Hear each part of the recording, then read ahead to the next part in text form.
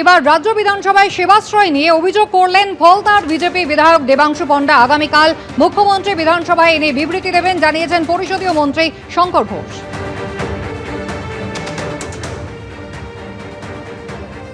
এই সেবাশ্রয় ক্যাম্প নিয়ে বলতে গেলে এই আমাদের ফলতাতে মাটির নিচ থেকে সেবাশ্রয় ক্যাম্পের ওষুধ পাওয়া যাচ্ছে। সংক্ষেপে মাটির নিচ থেকে সেবাশ্রয় ক্যাম্পের ওষুধ পাওয়া যাচ্ছে।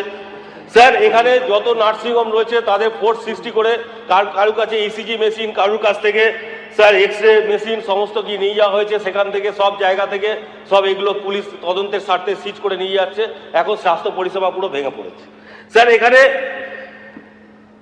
স্যার আপনি স্যার দেখতে পাবেন কয়েকদিন যাবত দেখা যাচ্ছে যে কয়েকটা এফআইআর হয়েছে সেবাশ্রয় ক্যাম্প নিয়ে, তার তদন্ত চলছে। স্যার এখানে আমার বলার যেটা স্যার, যেভাবে সেবাশ্রয় ক্যাম্পে এইরকম পরিবেশ পরিস্থিতি রয়েছে যেখানে স্বাস্থ্য পরিষেবা যুক্ত, যেখানে স্যার স্বাস্থ্য করতে গিয়ে কয়েকজন বিকলাঙ্গও হয়ে গেছে এবং যে ওষুধগুলো চিকিৎসা করা হয়েছিল সেগুলো মাটির নিচে পড়ে গর্ত খুলে পুঁতে দেওয়া হয়েছে। স্যার এরপরে আমি স্যার এবং যে খেলার মাঠের ওপরে এখনও ডায়মন্ড হারবার এবং ফলতা দুটো বড় বড় মাঠ, ডায়মন্ড হারবার সাব ডিভিশন মাঠের ওপরে এখনো পর্যন্ত সেবাশ্রয় ক্যাম্প রয়েছে এবং ফলতার খেলার মাঠের ওপরে সেবাশ্রয় ক্যাম্প এখনো পর্যন্ত স্টিল এক্সিস্ট।